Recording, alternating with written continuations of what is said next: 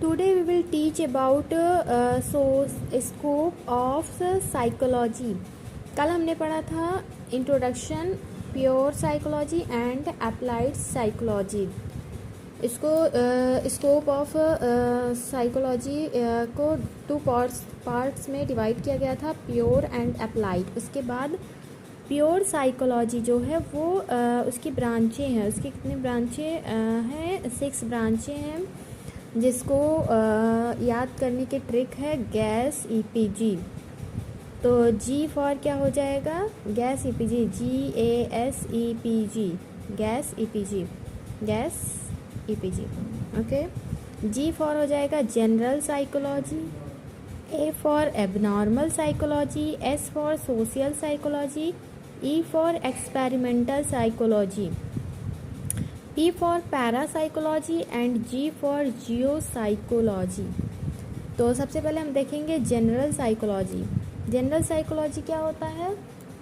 General psychology, it is relatedly a large area of field of psychology which deal with fundamental rules, principles and theories of psychology in relation to study of behavior of normal adult human being. इसमें क्या है? General psychology में क्या होता है कि एक normal जो पर्सन है, एक नॉर्मल पर्सन के बारे में जो भी हम स्टडी करते हैं किसी थ्योरी के द्वारा, किसी रूल के द्वारा, किसी प्रिंसिपल के द्वारा, जैसे यहाँ पे है फंडामेंटल रूल, प्रिंसिपल और theory. Psychology is relation to study of behaviour normal adult. बड़े लोग जो भी इंसान, अडल्ट पर्सन जो होता है उसका वो नॉर्मल है, उसके बारे में हम स्टडी कर रहे हैं by theory, by principle, theories और समथिंग लाइक रूल्स. तो इनको हम कहते हैं जनरल साइकोलॉजी. जनरल साइकोलॉजी क्या होता है कि एक नॉर्मल अडल्ट पर्सन के बारे में हम थ्योरी, रूल्स या प्रिंसिपल या ऐसे कुछ, इन सब के द्वारा हम उसके बारे में स्टडी करें, उसके बिहेवियर के बारे में स्टडी करें, उसको क्या बोलते हैं? General psychology. ओके. एंड हमारा नेक्स्ट क्या है? नेक्स्ट है हमारा एबनॉर्मल साइकोलॉजी. एबनॉर्मल साइकोलॉजी जैसे कि नाम से ही पता चल रहा है कि एबनॉर्मल मतलब कि कोई भी अडल्ट है वो नॉर्मल नहीं है, उसमें कोई ना कोई कमी है, वो एबनॉर्मल है, उसके बारे में स्टडी करना, वो हो गया psychology, abnormal psychology. It is the study of abnormal behaviour and psychopathology. This speciality area is focused on research and treatment of a variety of mental disorder and is like to psychopathy and clinical psychology. ये क्या हो गया? It is a study. ये एक अध्ययन है किसके बारे में? जो कि एबनॉर्मल बिहेवियर के बारे में है और साइकोपैथोलॉजी है. This speciality area is focused on research. ये जो एबनॉर्मल साइकोलॉजी है ये किस चीज़ पे फोकस कर रहा है? एक एरिया पे जिसमें कि हम रिसर्च करें, जो भी treatment of variety mental disorder की जो भी ट्रीटमेंट है उसको हम सर्च करें, उस पर वर्क करके उसका एक ट्रीटमेंट कर दें कि हाँ ऐसे नहीं ऐसे होगा तो ही ये पर्सन सही होगा. अगर उसको कोई मेंटल डिसऑर्डर है या कोई भी अबनॉर्मलिटी है तो उस चीज़ का. And is like to psychopathy and clinical psychology. अब ये साइकोपैथोलॉजी में भी हो सकता है एंड क्लिनिकल साइकोलॉजी में भी हो सकता है. तो इसको बोलते हैं एबनॉर्मल साइकोलॉजी. एबनॉर्मल साइकोलॉजी क्या होता है? एबनॉर्मल साइकोलॉजी होता है जिसमें कि किसी पर्सन की जो भी मतलब बिहेवियर है या मेंटली वो डिस्टर्ब है, कोई भी एबनॉर्मलिटी है, उसको हम उसके बारे में स्टडी करते हैं तो उसको एबनॉर्मल साइकोलॉजी बोलते हैं. ओके. एंड हमारा थर्ड है सोशल साइकोलॉजी. सोशल साइकोलॉजी, ये भी नाम से पता चल रहा है कि सोशल मतलब क्या होता है? समाज का अध्ययन. ठीक है, समाज के बारे में अध्ययन, तो उसके बारे में उसके बिहेवियर की, समाज में कैसा बिहेवियर चल रहा है, क्या रूल्स, क्या रेगुलेशंस है, उसको सोशल साइकोलॉजी बोलते हैं। जैसे कि इसमें है, it is a discipline that used scientific method of study social influence, social perception and social interaction. ठीक है, इट इज़ अ डिसिप्लिन, ये एक मतलब नियम कानून का है। जैसे कि डिसिप्लिन मतलब कि आपको पता ही है, हम लोग स्कूल में एक डिसिप्लिन में रहते हैं, तो हम अपने सोशल कल्चर में भी डिसिप्लिन में ही रहते हैं। कहाँ जाना है, कहाँ आना है, कितनी रात तक रहना है, क्या है, ये सब एक रूल होता है हमारे सोशल में। तो that use scientific method of study. ठीक है, तो इसका एक मतलब मेथड चल रहा है कि उस पर स्टडी किया जाए साइंटिफिकली। किस चीज़ के बारे में? Social influence, social perception and social interaction. तो जैसे कि किससे मिलना जुलना है हमारा। सोशल परसेप्शन मतलब होता है कि जैसे हम क्या कह रहे हैं, सामने वाला क्या कह रहे हैं, नहीं ऐसे हो सकता है, वो कह रहे हैं नहीं ऐसे हो सकता है, तो वो सोशल मतलब समाज का परसेप्शन है कि उनकी सोच ये है, हमारी सोच ये है। एंड सोशल इंटरेक्शन, वही कि मतलब हम किससे कितना रिलेशनशिप रखते हैं, किससे कितना मतलब रखते हैं, तो वो हो गया हमारा सोशल इंटरेक्शन। ओके, फोर्थ हमारा है एक्सपेरिमेंटल साइकोलॉजी। एक्सपेरिमेंटल साइकोलॉजी में होगा, एक minute,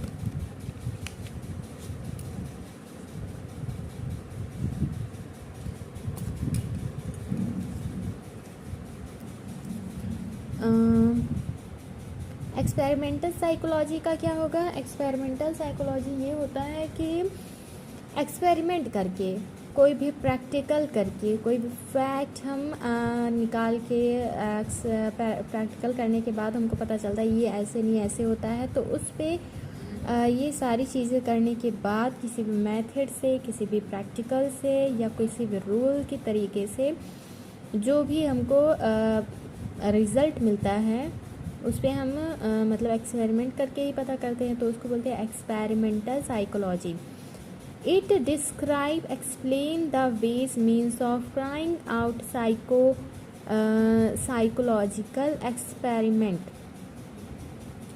it describe, explain the ways मतलब कि ये एक तरीके से एक्सप्लेन किया जाता है, कैसे? एक साइकोलॉजिकल एक्सपेरिमेंट, जैसे कि हम साइकोलॉजिकली कोई एक्सपेरिमेंट करते हैं, उसके बाद साइंटिफिकली सिचुएशन क्रिएट करके एंड साइंटिफिकली मेथड क्रिएट करके, कंट्रोल करके उसको इन लैब में, किसी भी लैब में ये प्रोसीजर करते हैं। तो इस स्टडी और प्रोसेस में जो भी हम बिहेवियर का रिजल्ट निकालते हैं उसको बोलते हैं एक्सपेरिमेंटल साइकोलॉजी। इसका क्या मतलब है कि एक बार फिर से सुनिए, एक्सपेरिमेंटल साइकोलॉजी क्या होता है? It deserve, explain the ways, ये इस डिस्क्राइब, ये एक तरीके से डिस्क्राइब किया गया है क्या चीज़ की, किसी भी मतलब तरीके को एक्सप्लेन करने के लिए, और वो किस तरीके से है? साइकोलॉजिकली एक्सपेरिमेंट करके। वो साइकोलॉजिकली एक्सपेरिमेंट कहाँ करेंगे हम? किसी भी लैब में। किस तरीके से करेंगे? एक साइंटिफिकली रूल के तरीके से और साइंटिफिकली मेथड के तरीके से, जिससे हमको एक बिहेवियर का रिजल्ट मिलेगा। ठीक है, तो उसको बोलते हैं एक्सपेरिमेंटल साइकोलॉजी। ठीक है, उसके बाद हमारा फिफ्थ है पैरासाइकोलॉजी। पैरासाइकोलॉजी क्या होता है? It deal with extra sensory perception. इसको हम किस तरीके से डील करते हैं? एक अपना अलग से बोलते हैं कि सेंसरी परसेप्शन की, मतलब कि अपने सेंस के थ्रू कोई भी परसेप्शन की हाँ ऐसे हो सकता है, और उसको बहुत आगे ले जाके, मतलब ये है कि जैसे कि केसेस हो गया, रीबर्थ हो गया, टेलीपैथी हो गया, अप्लाइड प्रॉब्लम्स हो गया, कोई भी चीज़ हो रहा है, जैसे कि मृत्यु के बाद क्या होगा, ये इसके बारे में सोचना मतलब एक्स्ट्रा सेंसरी परसेप्शन हो गया। तो जो पैरा साइकोलॉजी है इसमें हम एक एक्स्ट्रा सेंसरी परसेप्शन करते हैं, लाइक वो रीबर्थ हो गया, टेलीपैथी हो गया या अप्लाइड प्रॉब्लम्स हो गया। ज़्यादातर इसमें मृत्यु के बाद की जो सारी सिचुएशंस होता है उसके बारे में सोचा जाता है कि कैसे होता है, क्या होता होगा, ये सब। उसके बाद हमारा लास्ट वन है जियो साइकोलॉजी। ठीक है, जियो साइकोलॉजी क्या होता है, जैसे कि नाम से ये जियो मतलब क्या होता है, जियोग्राफी आपने सुना होगा। तो मतलब कि एक इन्वायरमेंट के, मतलब कि इन्वायरमेंट के बारे में ही सब, मौसम के बारे में, वातावरण के बारे में, इन सब के बारे में जो भी स्टडी होता है, मौसम के बिहेवियर के बारे में और सब, तो उसको बोलते हैं जियो साइकोलॉजी। ठीक है, it describe and explain the relation of physical environment, particularly weather, climate, soil and landscape with behavior। ठीक है, तो ये क्या हो गया कि हम अपने इन्वायरमेंट के बारे में जो है एक्सप्लेन करते हैं, उसके बारे में रिसर्च करते हैं और उसके बिहेवियर के बारे में पता लगाते हैं, तो इसको बोलते हैं जियो साइकोलॉजी। ठीक है, तो हमारा 6 ये जो प्योर साइकोलॉजी के की ब्रांचेस थी ये हो गई हैं। कौन कौन सा था, पहला था जनरल साइकोलॉजी, उसके बाद second abnormal psychology, social psychology and experimental psychology, parapsychology और जियो साइकोलॉजी। ठीक है, उसके बाद हमारा सेकेंड पार्ट जो है branches of applied psychology. Branches of applied psychology में कितनी ब्रांचेस हैं, 6, आई थिंक 7 है। हाँ, ब्रांचेस ऑफ अप्लाइड साइकोलॉजी में 7 ब्रांचेस हैं, जैसे कि ACI, LMPS। आप इसका कोई और भी ट्रिक लिख सकते हैं इन सबको मिला के, अगर आपको ये समझ में नहीं आ रहा है तो। पर ये ट्रिक है कि ACI,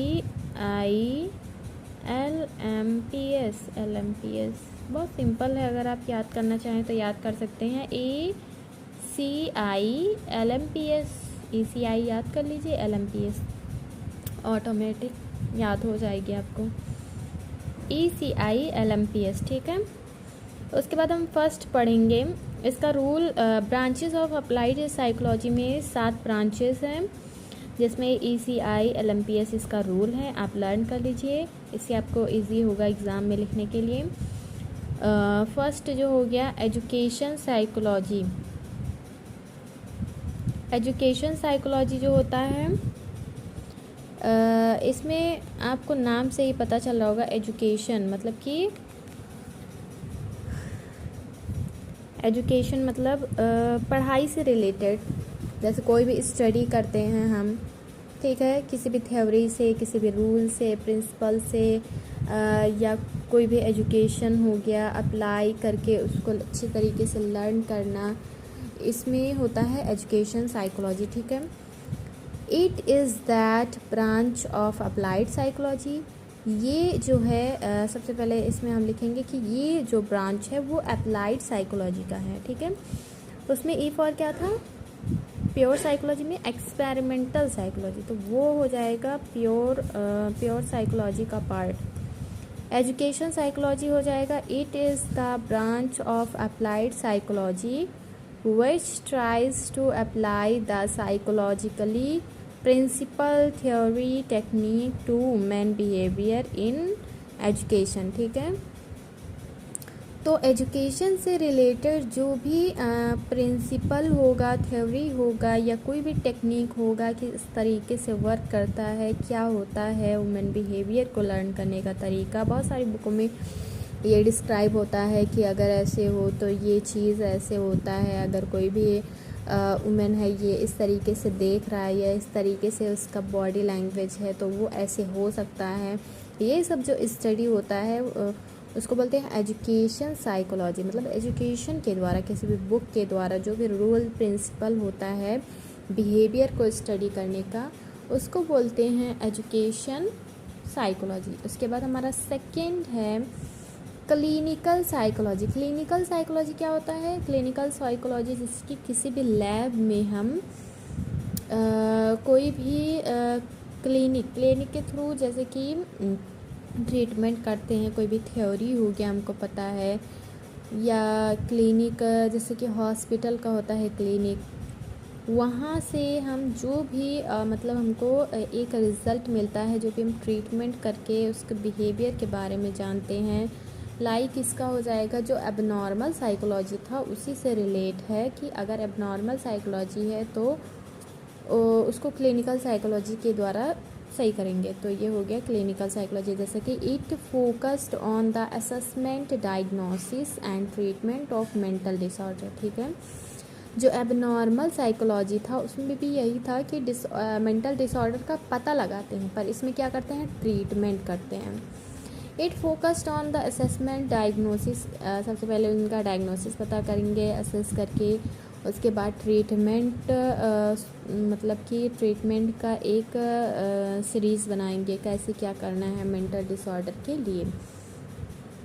It explained because of mental illness or abnormal behavior of a patient attending to a clinical or hospital and suggest individual or group theory for a treatment and effective adjustment of effective person in the society।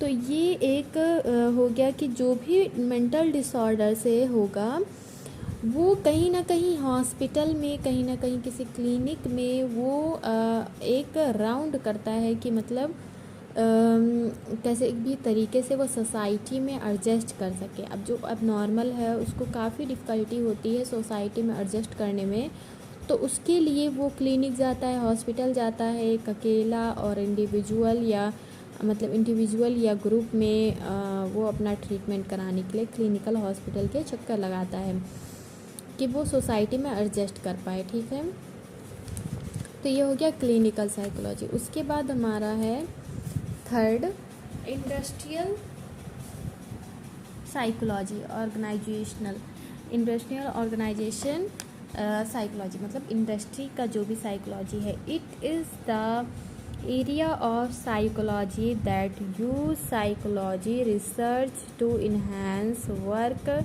performance, select employees, improve product design and enhance usability। ठीक है, तो ये क्या हो गया कि एक research हो गई कि जैसे कि हम किसी भी जॉब के लिए जाते हैं तो वहाँ पे एक गुड और बहुत ही जिसको बहुत एक्सपीरियंस है, बहुत अच्छा वर्क करता है, उसको ढूंढा जाता है कि हाँ ये एम्प्लॉय सही है। बहुत सारे लोग अप्लाई करते हैं वर्क के लिए, उसमें से कुछ लोगों को सिलेक्ट किया जाता है। वो हो गया कि एक इंडस्ट्री में ये होता है, एक सिलेक्ट एम्प्लॉय होता है कि परफॉर्मेंस के through and project design employ improve product design and enhance usability। It include to topic like ways and means of knowing and improving the taste and interest, consume advertising, sale of product, select training, placement of personal, solving labor problem। Like वही हो गया कि हमको different work जो भी होगा हमारा, या तो किसी भी चीज़ में इंटरेस्ट पैदा करने के लिए किसी भी एम्प्लॉय को हायर करना, या किसी भी ट्रेनिंग के लिए, या कोई भी वर्क लाइक लेबर, इंजीनियर जो भी है उसको करवाने के लिए हम एक मतलब कि एक परफॉर्मेंस रखते हैं जिसमें कि डिफरेंट टाइप के लोग वहाँ पे अपना परफॉर्मेंस देते हैं। देन एक सेलेक्ट किया जाता है एम्प्लॉय। अब वो हो गया क्या कि पर्सनल हो गया, सॉल्विंग लेबर प्रॉब्लम्स, कोई भी प्रॉब्लम किसी का हो गया वो सॉल्व करना, या किसी भी प्रोडक्ट को सेल करना किस तरीके से साइकोलॉजिकली, मतलब कि जैसे किसी को हम देखते हुए ही उसी के तरीके में उसको बताते हैं ये ऐसे है वैसे है, इसको लेना चाहिए, आपको फ़ायदा होगा, ये वो, मतलब कि साइकोलॉजिकली हम इसको देख के हम परचेज़ कर सकते हैं, मतलब कि नहीं, परचेज़ वो करें और हम सेल कर सकते हैं। तो ये हो गया इंडस्ट्रियल। इंडस्ट्रियल में क्या होगा, एक एम्प्लॉय हायर किया जाएगा डिफरेंट वर्क के लिए। साइकोलॉजिकली हम वुमेन को समझ करके और उसके बाद वर्क करेंगे, ठीक है। उसके बाद लीगल साइकोलॉजी क्या हो गया, ये भी लीगल साइकोलॉजी, लीगल मतलब कानूनी। अब कोई भी क्लाइंट हो गया, कोई भी केस चल रहा है, उस पर हम किसी भी मतलब कि वुमेन को असेस करके, उसकी साइकोलॉजिकली बिहेवियर को असेस करके उसके बाद हम उसका जो है केस लड़ सकते हैं। जैसे कि it tries to study the behaviour of person like client, criminal, witnesses etcetera.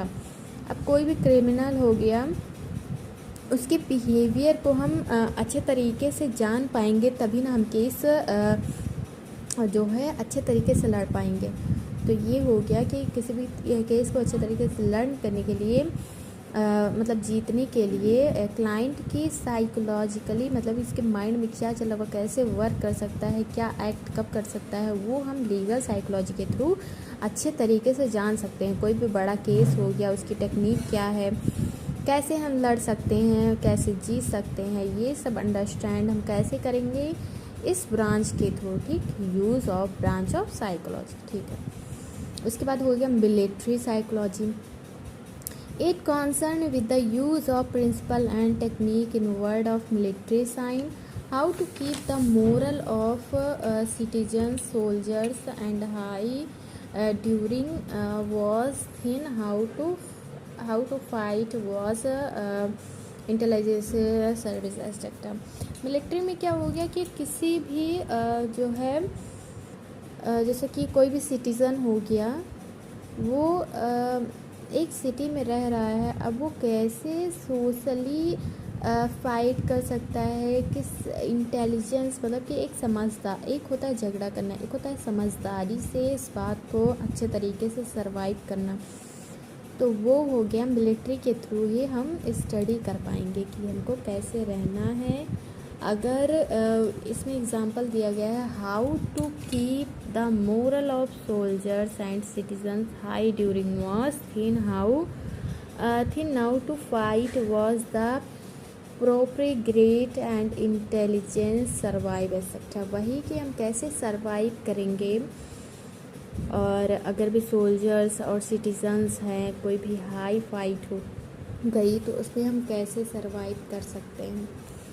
उसके बाद हमारा हो गया पॉलिटिकल साइकोलॉजी, ठीक है। ये जैसे कि हो गया इसमें होता है ना पोलाइटली, जैसे कि it relate itself the use of psychologically principle technique and study politics and during policy.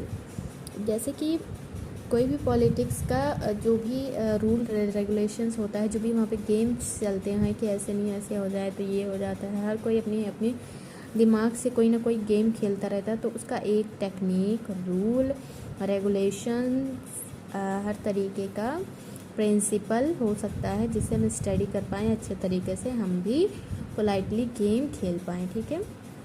उसके बाद स्कूल साइकोलॉजी। स्कूल साइकोलॉजी आपको पता है कि वहाँ पे एजुकेशन का, सोशल का, इन सब के, बच्चों के इमोशन को, इन सब को अच्छे तरीके से स्टडी करे, कैसे हैंडल करना है, क्या करना है, ठीक है। It is the branch of psychology that work with the education social system, help children emotional, social and epidemic issues, ठीक है। कोई भी एपिडेमिक इशूज़ मतलब कि पढ़ाई से रिलेटेड कोई भी इश्यूज़ हो गया, कोई भी परेशानी हो गई पढ़ाई से रिलेटेड, उसको किस तरीके से हैंडल करना है। इमोशनली बहुत सारे झगड़े हो जाते हैं बच्चों में, इमोशनली हो जाते हैं, ठीक है, उसको हम किस तरीके से हैंडल करें। एजुकेशनली, सोशली, ये सब मतलब हम सोशल साइकोलॉजी में पढ़ते हैं। तो इसकी जो सारी ब्रांचेस हो गई वो कौन कौन सी हो गई। फर्स्ट हमारी education psychology, second clinical psychology, third industrial psychology, legal psychology, military psychology, उसके बाद पॉलिटिकल एंड स्कूल, ठीक है। ये सब है, बहुत ही सिंपल है बस नाम से ही पता चल जा रहा है कि कैसे है, बस आपको इसका पैटर्न समझना है। उसमें ये सब लिख देना है कि जैसे कि it is a technique, rule and regulation, principle to understand the people in social, अगर सोशल साइकोलॉजी, अगर स्कूल है तो एजुकेशन से चिल्ड्रन इमोशन, ये सब पॉलिटिक्स है, politics it understand by the during politics games etcetera. And military का हो गया तो वो सब आप लिख देंगे कि अगर कोई सिटीज़न है, हाई सिटीज़न कैसे सर्वाइव करेंगे हाई फाइट को लीगली, एंड लीगली में भी क्लाइंट, ये सब इंडस्ट्रियल कोई भी एम्प्लॉय हो गया। मतलब बहुत ही सिंपल है, आप अच्छे तरीके से एक बार फिर से रिवीजन कर लीजिए।